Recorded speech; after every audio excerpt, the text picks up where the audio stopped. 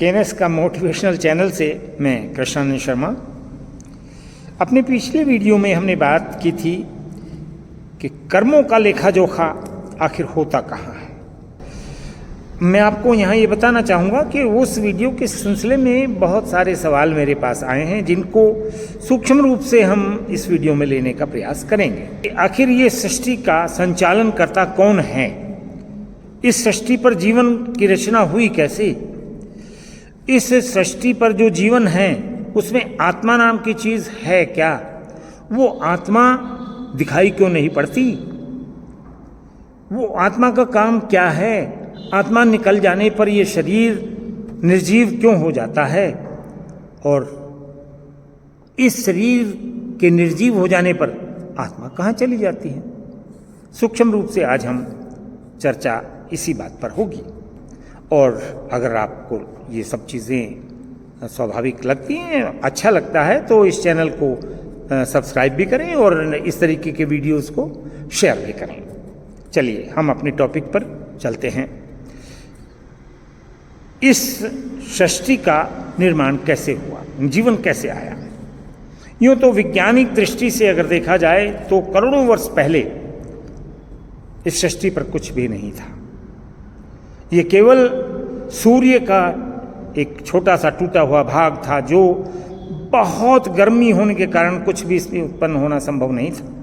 लेकिन उस डिटेल में नहीं जाकर हम आध्यात्मिक रूप से केवल इस बात पर चर्चा करेंगे कि आदि शक्ति और शिव की शक्तियों से इस ब्रह्मांड में जीवन चलता रहे, इसके लिए पंच तत्वों का और उनकी तन्मात्राओं का निर्माण हुआ।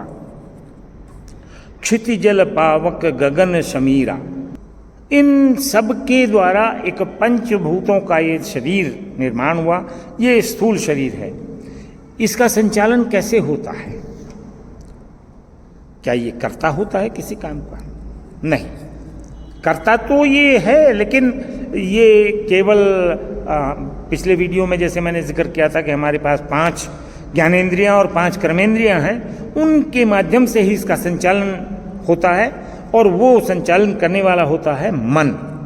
मन में विचार कहाँ से आते हैं? ज्ञानेंद्रियों से।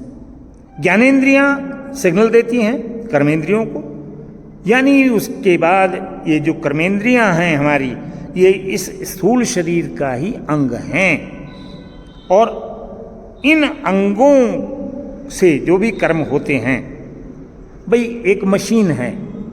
मशीन क्या अपने आप से चलती है? नहीं, बिजली से चलती है, इलेक्ट्रिसिटी से। The electricity operates the machine. तो इसी तरीके से क्या हम कह सकते हैं कि बिजली हमें दिखाई पड़ती है? नहीं, बिजली हमें दिखाई नहीं पड़ती है। हाँ, उससे होने वाला कार्य जरूर दिखाई पड़ता है।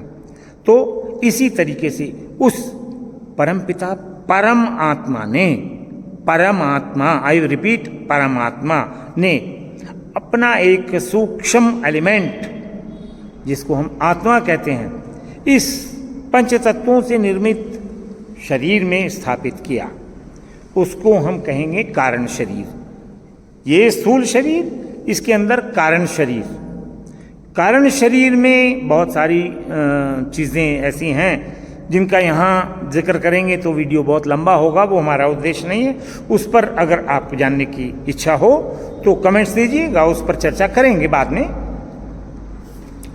तो ये जो आत्मा है, ये इस स्थूल शरीर की संचालन करता है, दृष्टा है और करता ये शरीर है, लेकिन कराने वाले वो मन, वो आत्मा। अब प्रश्न उठता है कि हमारा ये स्थूल शरीर और ये आत्मा, वो जो कारण शरीर है, ये करते क्या है? संचालन कैसे होता है इसका?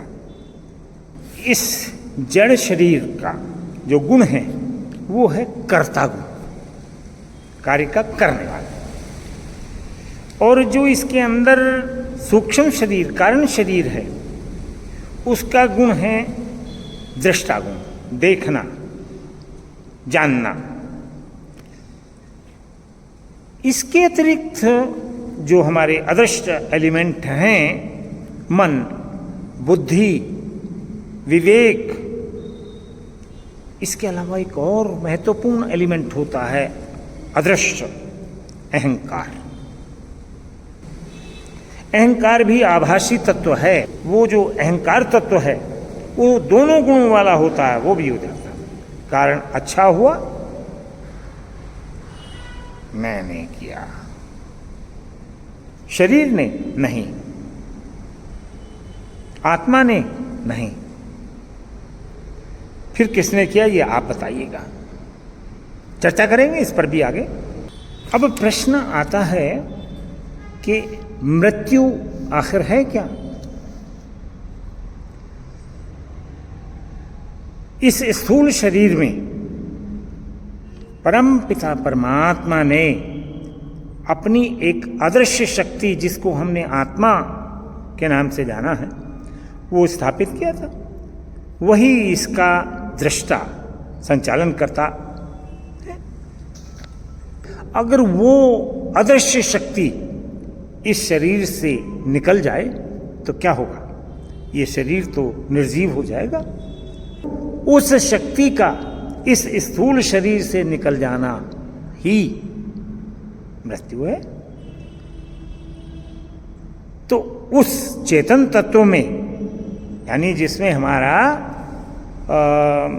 मन, बुद्धि, विवेक, अहंकार, हमारा स्वभाव, हमारे कर्म, हमारी भावनाएं, ये कारण शरीर में ही तो।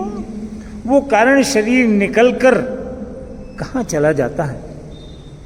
अब जो चेतन तत्व था उसकी विश्राम गति शुरू हो जाती है, और वो विश्राम का समय अल्पावधि भी हो सकता है और दीर्घावधि भी हो सकता है।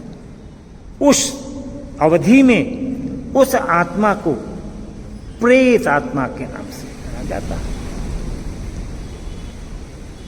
हिंदू धर्म में प्रेत आत्मा को कुछ गलत अर्थों में भी ले रहे हैं लोग, ऐसा नहीं है।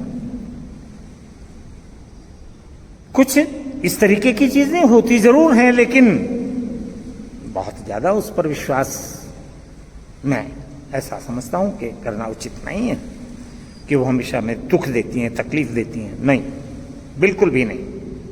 इस पर अगर आपके जानने की इच्छा होगी तो अलग से चर्चा कर सकते हैं। उस विश्राम अवधि में क्या होता है? इस स्थूल शरीर में रहते हुए उसके द्वारा किए गए कर्मों का हिसाब किताब सब होता है। उन हिसाब किताब के आधार पर इस आत्मा को फिर से, अगर हिसाब किताब बाकी है संचित कर्मों का, तो प्रारब्ध के भोगने के लिए पुनः उस संसार में जाने के लिए आदेशित किया जाता, और वो उस सूक्ष्म शरीर और कारण शरीर के साथ किसी स्थूल शरीर में जो माता के गर्भ में पल रहा है वहां पर स्थापित होता है। और इसी का नाम पुनर्जन्म भी है। तो अपने कर्मों को भोगने के लिए जो हमारे संचित कर्म हैं, अब वो इसका प्रारब्ध कर्म बन गया। इस जन्म में फिर कुछ कर्मण्य कर्म भी इसके होंगे। उनके आधार पर निर्धारित होगा कि इसका जीवन काल छोटा हो या बड़ा हो, क्योंकि एक निश्चित अवधि के लिए ही ये शरीर मिलता है, और वो अवधि निर्धारित नहीं होती। जब उसके अच्छे या बुरे कर्मों के हिसाब से हिसाब पूरा हो जाता है, ये जो आत्मा है इस शरीर को ठीक उसी तरीके से छोड़ के चली जाती है जैसे दिए के अंदर से तेल समाप्त होने पर दिया बुझ जाता है। तो वो परमपिता परमात्मा की जो अदृश्य शक्ति है आत्मा, वो इसमें से विलीन हुई। तो जैसे भगवान राम ने बाली की पत्नी की तारा को समझाया हुआ था, तारा ने कहा मेरा पति मर गया तो दुख तो था ही, तो कहा था प्रगट सुतन तब आगे सोहा, जीव नित्य के ही लगी तुम रोहा। तो इसी तरीके से ये जो शरीर है ये मृत हो जाने पर निर्जीव यहीं पड़ा रहता है। किसी का मामा, किसी का चाचा, किसी का ताऊ, किसी का भाई, किसी के पिता, किसी का पुत्र, किसी की पत्नी, ये सब तो इस संसार में जो नाटक हो रहा था उसके सब पात्रों के नाम थे। दुख तो होता है निश्चित रूप से, इस जो बचा हुआ यहाँ शरीर है इस संसार में, वो भी तो अपने भोग को भोगेगा। ये जो आत्माएं हैं किसी न किसी रूप में संबंध लेके, पिता के रूप में, पुत्र के रूप में, पुत्री के रूप में, मित्र के रूप में, सब इस शरीर से जुड़ती हैं। उस पर चर्चा इस वीडियो में नहीं करेंगे, इच्छा हो तो कमेंट्स में दीजिएगा, उस पर चर्चा कर लेंगे। एक बात मैं और कहना चाहूँगा आपसे, इन सब को सुनने के उपरांत ये जरूर विचार करें कि आपके कर्म कैसे होने चाहिए। इंश्योर करें इस बात को कि अनावश्यक रूप से आप किसी को तकलीफ ना दें, कोई आपसे सताया ना जाए। माता पिता को देव स्वरूप जानकर उनकी सेवा शुश्रूषा करें। बच्चों को भी, आगे भावी पीढ़ी हैं, ऐसे संस्कार दें कि अपने सही कर्मों के द्वारा बहुत अच्छा बनाएं, ताकि उनको जो इनके कर्मण्य कर्म हैं और जो उसका प्रारब्ध होगा उनको मिला के बहुत अच्छी गति को प्राप्त हों। बस इतना ही आज के लिए काफ़ी है। आगे मैंने बताया, करना ना करना तो आपके हक की बात है। आपके कोई, फिर कहूँगा, अगर कोई शंका हो, कोई समाधान हो तो आप कमेंट्स में अवश्य दें। अच्छा लगे तो इस चैनल को सब्सक्राइब करिएगा, शेयर करिएगा।